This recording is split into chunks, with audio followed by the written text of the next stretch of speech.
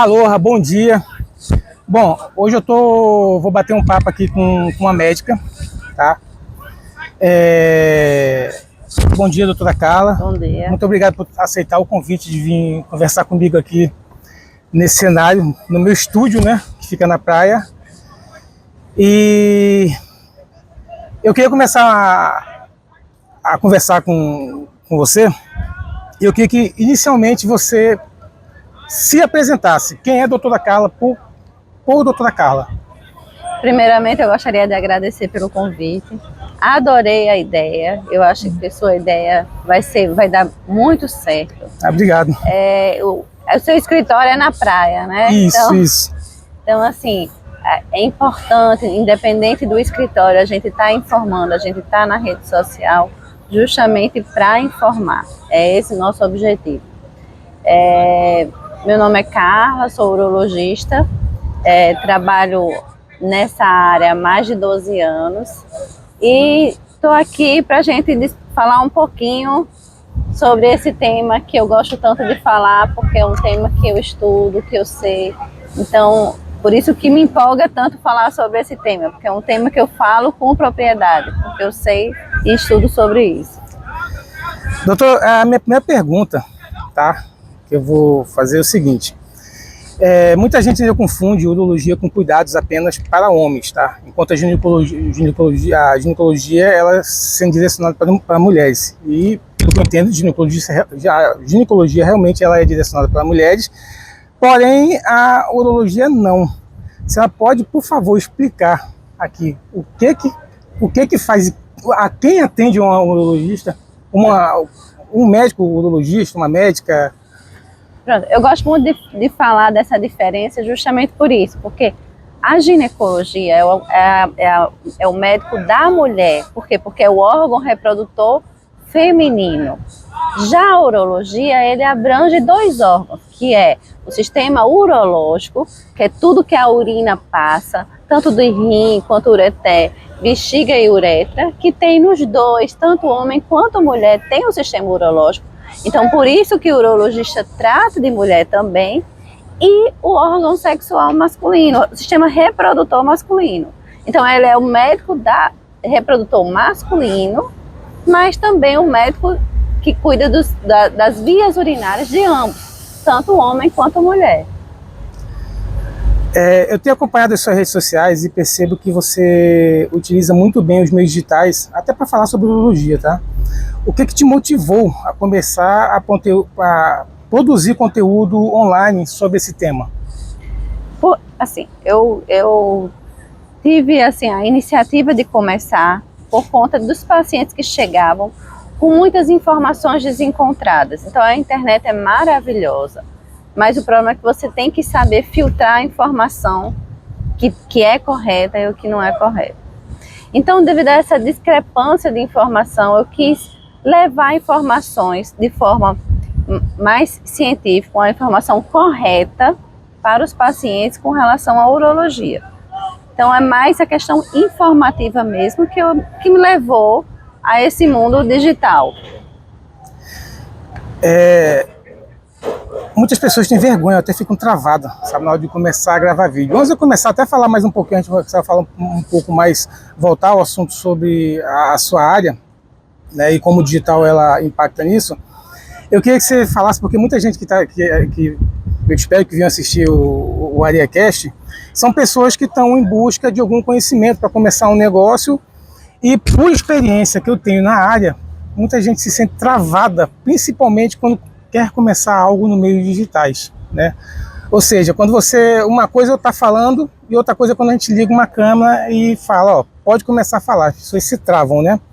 Como é que foi o seu começo, se você puder, porque assim, você é médica, você já está acostumada a conversar com diversos pacientes, participar de congressos e tudo, mas aqui em uma outra praia, como é que foi esse começo, como é que foi você começar a gravar vídeos para redes sociais? Esse começo realmente ele é muito difícil, principalmente porque a gente fica muito crítico. O principal crítico é a gente. Então a gente grava, diz não ficou bom, não ficou. Então esse início da gravação, ele é muito, realmente, a pessoa trava demais. Então, o que é que eu aconselho? É ser o mais natural, falar o que você fala no dia a dia e imaginar o celular como se fosse uma pessoa que você está conversando. E ser menos crítico. Erros sempre irá acontecer. Então, se você, não, aqui está errado, vou refazer. Não, deixe fluir de forma mais natural possível. É uma das dicas, ainda estou aprendendo sobre isso, muitas coisas. Estudo também sobre a questão de posicionamento, de filmagem, mas a gente tenta ser o mais natural. Essa é a dica que eu dou para quem está iniciando. Agora, doutora, a vida de um médico ela é corrida, né? Seja consultório, cirurgias, congressos, vocês não param de estudar, nunca, como grande parte das áreas, mas eu acho que a medicina, principalmente dos anos para cá, ela tem evoluído tanto e o médico ele tem que estar ali em constante aprendizado, até em questão das tecnologias. E meio a isso tudo, você tem uma rede social que ela está em constante movimento também, ou seja, tem bastante conteúdo. Como é que você arruma tempo para isso? A questão do tempo realmente é um fator limitador, mas o mais importante é ter uma equipe. Você tem que ter uma equipe por trás que lhe ajude, que faça alguns ajustes para você, porque realmente você sozinho, para você trabalhar e fazer uma rede social, é difícil. Então, para mim, eu tenho uma equipe. Mas também, se você estudar direitinho, vai ficando de forma natural, vai ficando automático. Não é tão difícil assim, mexer com rede social, mexer com filmagem, mas a equipe é importante. Na minha situação, é muito importante. Eu, há 2 episódios atrás, eu conversei com um arquiteto que tem assim, ele é extremamente produtivo em relação às redes sociais, ele faz muito vídeo, mas é um negócio assim absurdo, né? E eu conversando com ele, eu perguntei para ele como é que foi o início dele gravando os vídeos, que ele começou na pandemia, né? Ele me disse que o primeiro vídeo dele, de 15 segundos, ele demorou bem dizer o dia todo para gravar. Isso. Aí, por que disso? Até uma coisa que você falou aí, a questão da autocrítica, autoavaliação. Ele olhava um vídeo e não ficou bom. Não ficou bom. Hoje esse cara, ele grava vídeo assim, ele grava sozinho, tá? Ele fecha a loja dele e às vezes fica 3, 4 horas gravando vídeo para a semana toda, porque ele também tem uma semana muito corrida, que ele viaja bastante. Mas é isso, se você tem que começar, não tem para outro caminho, você vai começar, vai errar. Uma dica importante é rotina, você tem um cronograma. Então, assim, na hora que eu me organizei, coloquei um cronograma, esse é o tempo da gravação, esse é o turno que eu tenho para trabalhar a rede social, tanto gravação, o que é que eu vou publicar, o que eu não vou. Então, a rotina, ela organiza melhor seu tempo. Então, às vezes a gente diz assim, multiplicou meu tempo. Não, o tempo sempre um dia vai ter 24 horas. Sendo que quando você organiza, você trabalha melhor naquele tempo. Então, a organização é fundamental. Vamos falar agora de novembro.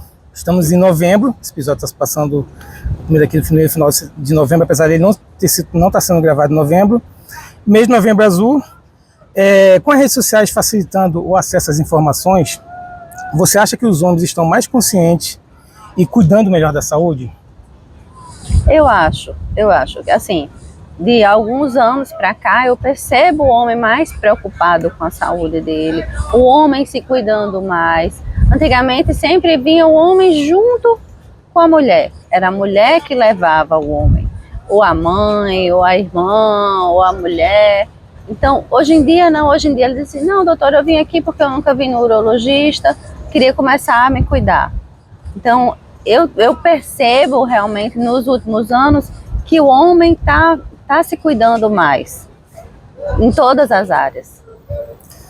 Muitos homens ainda têm preconceito ou medo de fazer a questão do exame do toque, tá? É um preconceito que se vem de anos, ou seja, por isso acabam descobrindo a questão do câncer de próstata tarde demais. Eu tenho até um exemplo de um amigo, de um conhecido, de um condomínio que eu morei no senhor, que por questão de preconceito, quando ele veio descobrir, já era bem tardio, ou seja, ele enfrentou uma série de problemas relacionados a isso. Mas qual a importância da prevenção diagnóstico precoce no sucesso do tratamento? É fundamental. O câncer de próstata, quando diagnosticado precocemente, ele é um câncer com alto índice de cura. Então a gente consegue curar o paciente.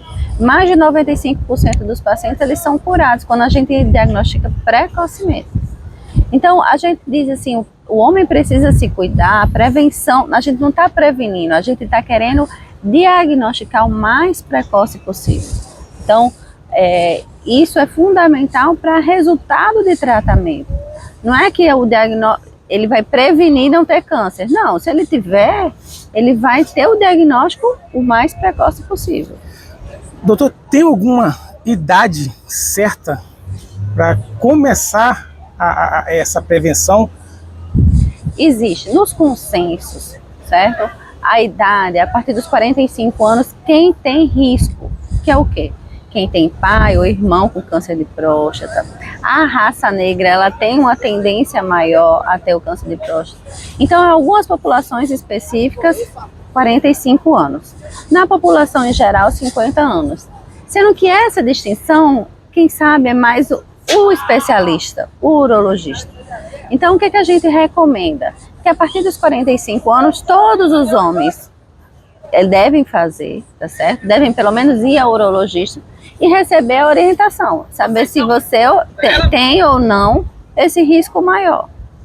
Mas eu sempre digo, isso daqui é para prevenção, para diagnóstico precoce de câncer de próstata. Mas o homem, ele tem que ir ao urologista desde cedo. Assim, quando a mulher começa na adolescência, vai ao ginecologista, o homem ele tem que ir no urologista desde a sua adolescência. Ainda falando sobre preconceito, você acredita que o preconceito em relação aos homens do toque está diminuindo com as campanhas de Novembro Azul? E como você aborda esse tema nas suas redes sociais? A campanha ela é fundamental para quê? Primeiro, para conhecimento, para conscientização, para as pessoas saberem que existem o câncer de próstata. Porque quando a gente não sabe o que uma coisa existe, a gente não tem medo. A gente só tem medo de algo que existe. Então, a conscientização, ela melhora, ela diminui mais esse preconceito. E a divulgação. Então, e os amigos, o amigo vai, o outro vai. Não, mas olha, não tem problema nenhum. Então, o conhecimento, eu gosto que o paciente chegue já com conhecimento, porque flui mais, ele sabe mais do que está acontecendo. Então, o conhecimento é fundamental para a diminuição desse preconceito. Você acredita que a conscientização promovida pelas campanhas digitais está realmente fazendo diferença? Percebe um aumento, por exemplo, na procura de exame depois que essa campanha iniciou? Eu particularmente, uma coisa que eu não pesquisei, deveria ter pesquisado aqui, quando foi que tiveram a iniciativa de fazer as campanhas de Novembro Azul. Se você souber até, por favor, me diga, porque eu não fiz essa pesquisa. Mas assim, o Novembro Azul, eu acredito que ele seja antes do digital. Sim, a campanha é assim, antes desse boom do digital, isso. Né? A campanha Novembro Azul, na verdade, começou na Austrália. E ela tem mais de uma década e ela vem, eu acho que ela começou, não tenho a data aqui específica, mas eu acho que no início do século, eu acho que foi quando ela começou, no final do século passado. Então tem algum tempinho.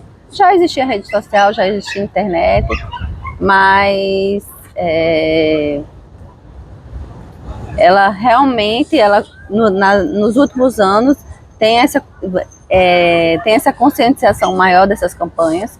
E as campanhas não são só Novembro Azul. Cada mês tem uma campanha de conscientização de uma doença. Por quê? Porque as pessoas precisam conhecer quais as doenças para a questão de prevenção mesmo. Então, eu acho que nos últimos anos a gente tem se cuidado mais. A gente tem mais informação sobre as doenças e tem se cuidado mais. Tanto a questão de alimentação, quanto a atividade física, isso é importante. Além do câncer de próstata, quais outras doenças urológicas comuns entre os homens que precisam de atenção e prevenção? É o que eu estou dizendo, o homem ele precisa ir a urologista desde a sua adolescência.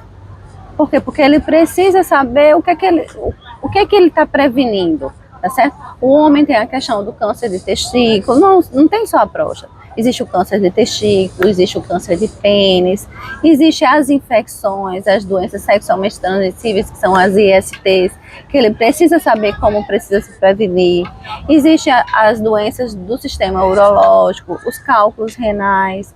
Então, a ida do homem ao urologista é justamente se conhecer e pegar informações de uma fonte que vai lhe dar uma informação correta. Quais são os principais mitos sobre os cuidados com a saúde dos homens que você busca esclarecer nos seus vídeos? E no consultório também, né? Existem muitos mitos, né, hoje em dia, principalmente com a informação errada, mas a questão do toque, né, o toque é doloroso. Um mito também que é sempre comum, ligado mais à próstata, é a questão daquele paciente que a gente acha que está diferente, solicita uma biópsia, e ele não quer fazer a biópsia porque disse que a biópsia vai espalhar. Então, essa questão de que quando mexe no câncer, ele se espalha. Esse mito é um mito que realmente a gente está tentando combater mais, porque muitos pacientes, não, doutora, eu não vou fazer essa biópsia, porque vai espalhar, se eu tiver alguma coisa, vai espalhar. Doutora, eu vou só fazer uma adenda aqui, que você falou de um câncer em específico, aí eu queria que você falasse sobre os cuidados. Eu já tinha ouvido falar, tá, em relação ao câncer peniano, né? Galera, qual a prevenção? Principal prevenção para evitar? Ou existe também a questão da... Não, se eu tive como você falou, eu tenho uma predisposição, ou também a falta de cuidado, como acontece? A principal prevenção do câncer de pênis é a higiene, é a limpeza, é a principal prevenção. Mas assim, existem alguns fatores que aumentam o risco, como o HPV, tá certo? O HPV ele atinge tanto o homem quanto a mulher. A mulher é o câncer de colo de útero, mas o homem é o câncer de pênis. Então o HPV tem uma predisposição para o câncer de pênis. Mas o principal é a limpeza. E o autocuidado, é olhar, observar qualquer coisa diferente, você vai, procura um especialista para identificar. Porque o câncer de pênis, inicialmente, ele é curável. Mas quando ele aumenta, o índice de cura realmente diminui bastante. Ele tem uma agressividade muito maior do que o câncer de próstata. Eu vou só puxar um outro assunto aqui. Gente, a doutora Carla é a minha médica, tá? E tem uma coisa que quando eu falo, principalmente para os homens, eu vou no urologista e é uma médica. Então a galera sempre fala assim, uma médica? Eu falei, eu tenho vergonha, eu nunca iria numa médica, eu só iria num homem. Eu falei, as mulheres vão em médicos e médicas, e qual o problema de a gente ir numa médica? É profissional como qualquer outro. Existe, você vê isso, assim, com as pessoas quando você fala assim, eu sou urologista. Não, ainda tem, na época da minha residência, tinha mais, porque como era um hospital público, os pacientes eles não escolhiam, vou para fulana, vou para ciclana, eles marcavam uma consulta com o urologista.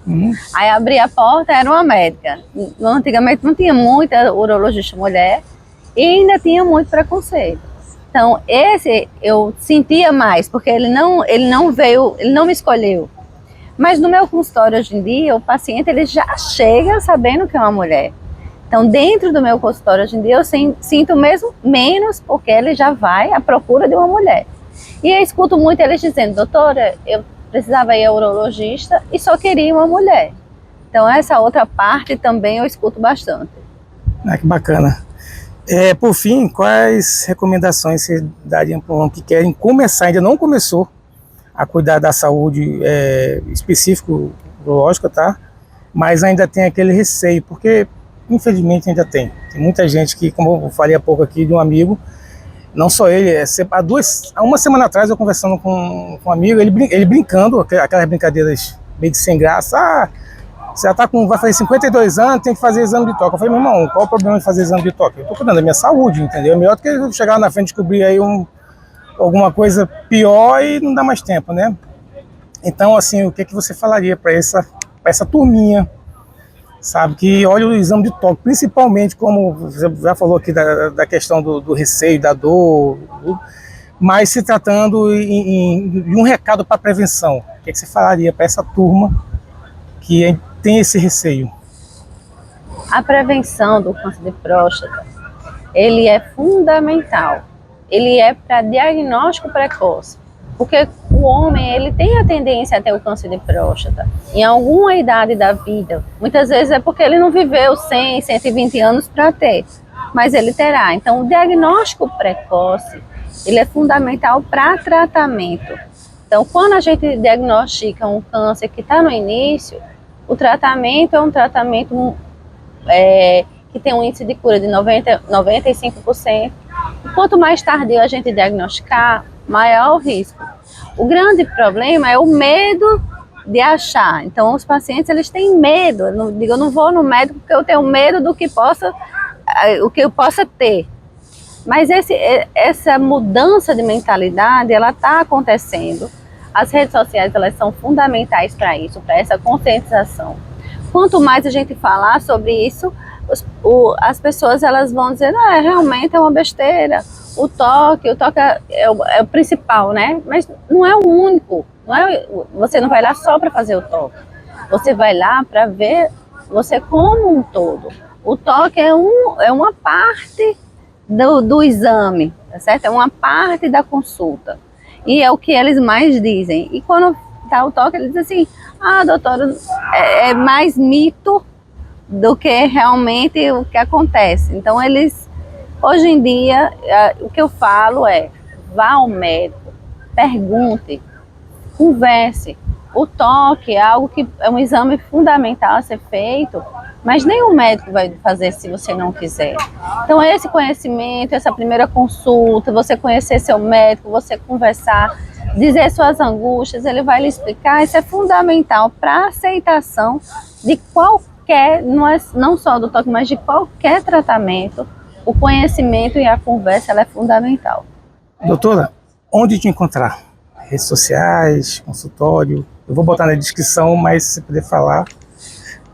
Eu tenho uma rede social, o Instagram, né? DRA Carla Avelino, Carla com K. É o meu principal Instagram. No consultório, né? Eu atendo na clínica. Você vai colocar o endereço da clínica. Vou colocar sim, com certeza. E assim, qualquer dúvida, me chame, manda uma mensagem, que o que tiver dentro da minha possibilidade, eu vou lhe responder. A gente está aqui realmente para informar. Essa rede que eu utilizo é mais a questão informativa e principalmente tirar os mitos e as informações erradas. Doutora Carla, muito obrigado por sua presença aqui, por dedicar esse seu tempo vindo aqui na OreaCast para conversar comigo. É de suma importância que as pessoas entendam a questão da prevenção, e por isso que eu fiz uma questão, e agradeço muito, muito, muito por você ter aceitado esse convite, tá? E se você quiser falar mais alguma coisa, fique à vontade. Eu que agradeço mais uma vez a oportunidade de estar me comunicando com as pessoas, porque aqui o telefone, o celular, para mim é outra pessoa que eu estou falando, estou informando. Então, eu gosto muito de informar, porque a informação faz com que as pessoas, elas tenham conhecimento, elas aceitem o tratamento que eu estou falando. Não adianta eu chegar aqui e dizer, faça isso, isso e isso. Se a pessoa não entender o que ela tem e por que ela tem que fazer isso, ela não vai aceitar.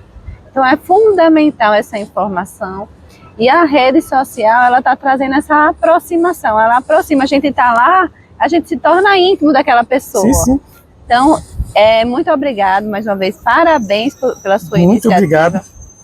E tenho certeza que ela vai crescer e vai gerar muitos frutos. Que os deuses te ouçam. Muito obrigado, viu? Nada. Só para finalizar, todo mundo que vem aqui na Arecast, eu não fiz isso com as outras pessoas, mas quer dizer, eles fizeram, mas eu não pedi para fazer durante a gravação. Eu peço para todo mundo deixar ali o nome, a data nessa mesa, por favor.